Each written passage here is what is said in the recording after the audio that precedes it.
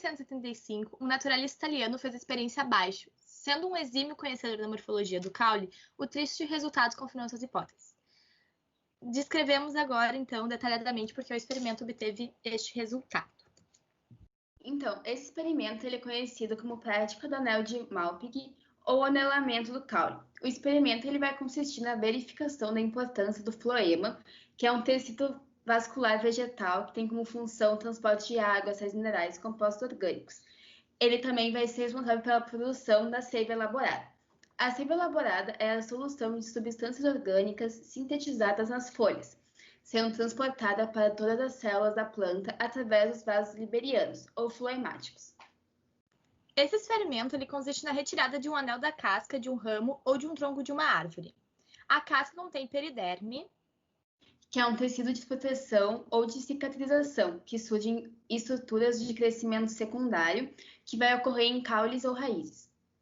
parênquima, que é um tecido vegetal que é fundamental e que vai constituir a maior parte da massa dos vegetais. E floema, que já foi explicado anteriormente, que vão deslocar-se exatamente na região do câmbio vascular, um tecido frágil e delicado situado entre o floema mais externo e o xilema, que forma a madeira do ramo, como a gente pode observar na imagem 2.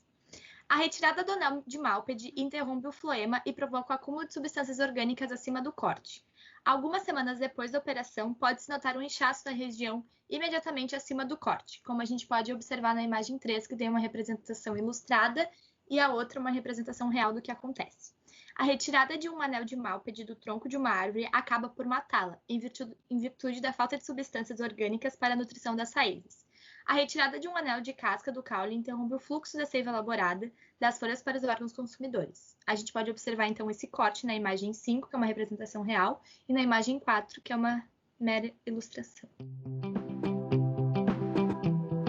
Os experimentos A e B, que estão representados abaixo, vão buscar elucidar a ação de hormônios sobre a orientação do crescimento primário.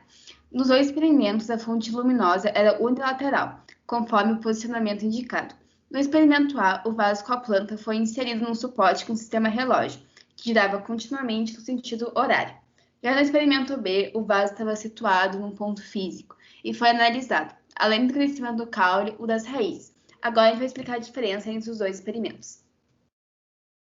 Então, nesse experimento a gente pôde observar principalmente a ação do hormônio vegetal auxina, que está diretamente relacionado ao crescimento vegetal curvado decorrente de uma fonte de luz. Receber a luz solar de todos os lados por estar conectado a um suporte giratório com o sistema relógio. Com a luz distribuída de forma uniforme, a auxina ficou igualmente distribuída na planta, fazendo com que seu crescimento fosse vertical e ereto.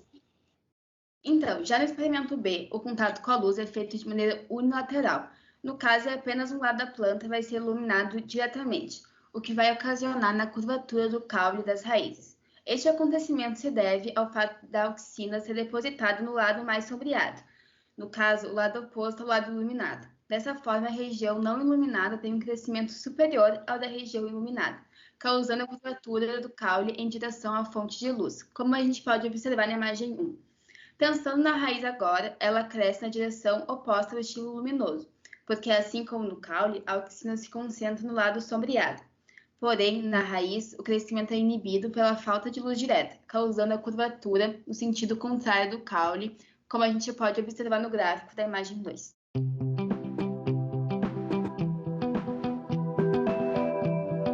Observa aqui. Quando sua avó desejava amadurecer frutos, colocava outros situados próximos para induzir o amadurecimento. Com isso em mente, ela selecionou 2 abacates verdes e 2 amostras de uma banana abaixo, encerrando-os em 2 espaços distintos, A e B, hermeticamente fechados.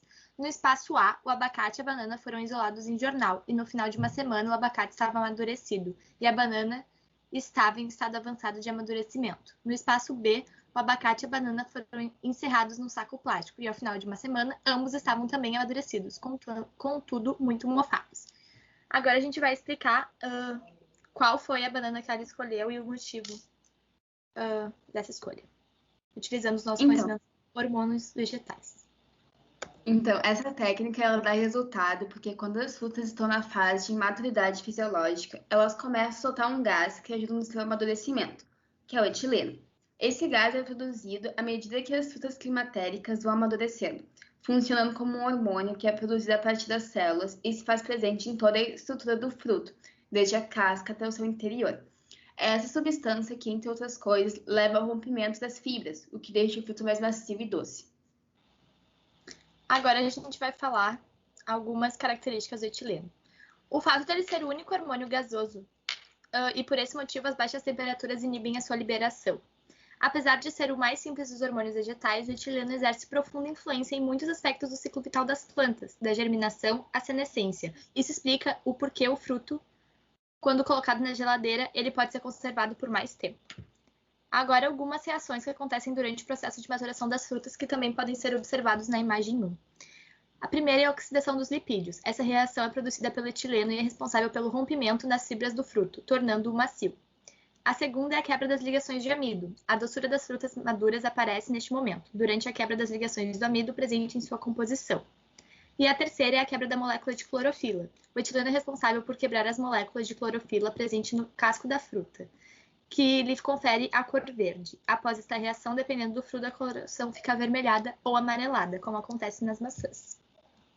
Isso acontece apenas com frutas climatéricas, ou seja, aquelas que amadurecem após a colheita, isto é, fora do pé. Alguns dos exemplos dessas frutas são caqui, banana, mamão, ameixa, nectarina, kiwi, pera, pêssego, maçã, abacate, melão e manga. E a das frutas que não possuem essa capacidade, morango, limão, laranja, figo, uva, cereja, melancia, abacaxi e coco. Então, para a técnica dar certo, não basta colocar tudo junto em uma fruteira, em cima da mesa, mas sim embalar em um saco de papel ou até mesmo em jornal. Por isso a importância de ocorrer em ambiente fechado. Assim, o gás liberado com mais intensidade pela fruta madura fica concentrado no local e ajuda a amadurecer as verdes. No espaço A, os frutos estavam embalados em um local adequado, ou seja, no jornal, que é o mais utilizado. E a banana utilizada foi a de número 4. No espaço B, as frutas foram colocadas fechadas em um saco plástico, o que resultou que no final da semana estavam mofados. Isso porque no saco plástico vai reter a umidade, o que vai ocasionar futuramente no mofo.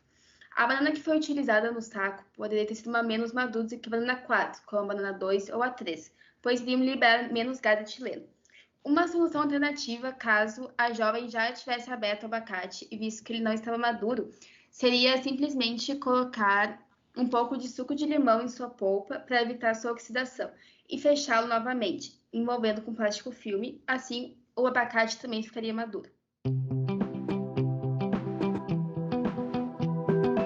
fim, nós temos a situação 4, que ela vai explicar que um senhor comprou algumas mudas de uma planta arbustiva que é conhecida como pingo de ouro e as cultivou, dando início a um processo de poda periódica para a criação de uma cerca viva. Em um dos lados da cerca, sua poda era semanal e as plantas ramificavam intensamente. No outro lado, sua poda ocorria cada 3 ou 4 meses e as plantas não ramificavam da mesma forma. Agora a gente vai explicar a diferença entre podar semanalmente e de 3 a 4 meses e algumas características sobre a auxina e a citosina.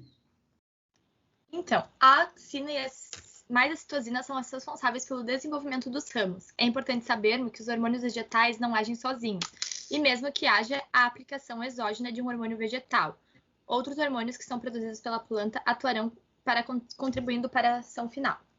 A principal diferença entre a auxina e a citosina. Os dois hormônios têm efeitos contrários. Enquanto a auxina produzida pelo ápice do caule inibe o desenvolvimento das gemas laterais, fazendo a planta crescer para o alto, a citosina produzida nas pontas das raízes estimula as gemas laterais a se desenvolverem. As auxinas são os hormônios vegetais produzidos pelas células meristemáticas e movem-se célula a célula do ápice para a base desse órgão. Existem vários tipos de auxina, mas o principal é o ácido idolacético, AIA, produzido naturalmente. Muitas auxinas são sintetizadas industrialmente. A auxina ela atua de diversas formas sobre as plantas, e algumas delas são atua tanto inibindo quanto estimulando o crescimento de caule e raízes. Atua na dominância apical. A auxina produzida pelo ápice do caule segue em direção à sua base. Nesse movimento, inibe o crescimento das gemas laterais, à medida que a planta cresce, e a gema apical afasta-se das laterais. A inibição é reduzida, permitindo que as gemas laterais mais distantes se desenvolvam. Vale dizer que a remoção da gema apical também estimula o crescimento das gemas laterais. E ela também atua no desenvolvimento dos frutos. A aplicação das auxinas em flores são polinizadas também estimula o desenvolvimento de frutos, o que pode ser utilizado pela agricultura. Então, agora a gente fala das citosinas, que são hormônios vegetais responsáveis pela divisão celular. Acredita-se que esses hormônios são produzidos nos meristemas das raízes, folhas e frutos jovens, além de sementes em desenvolvimento. O transporte da citosina para diversas partes do vegetal é feito principalmente pelo xilema. Agora a gente vai falar algumas características da citosina mais específicas. Ela vai aumentar os níveis da clorofila nas folhas vegetais, vai acelerar o processo de germinação, fazendo com que a planta produza uma maior quantidade de folhas próximas ao meristema apical. Ela vai reduzir a dominância apical, isso porque ela vai ter uma ação antagônica à auxina em relação ao desenvolvimento das gemas no caule da planta. Agora a gente vai falar as duas características, tanto da poda semanal como a que ocorre de 3 em 4 meses. Na poda semanal, pelo fato do senhor retirar com maior frequência a gema apical, esse ato irá provocar um maior desenvolvimento dos ramos. Assim, a poda mais frequente estimula a produção de novos ramos laterais em árvores e, consequentemente, aumenta a produção de flores e frutos.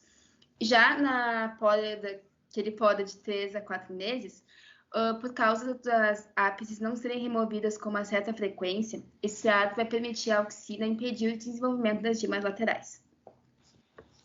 Por isso é recomendável que se pode toda semana.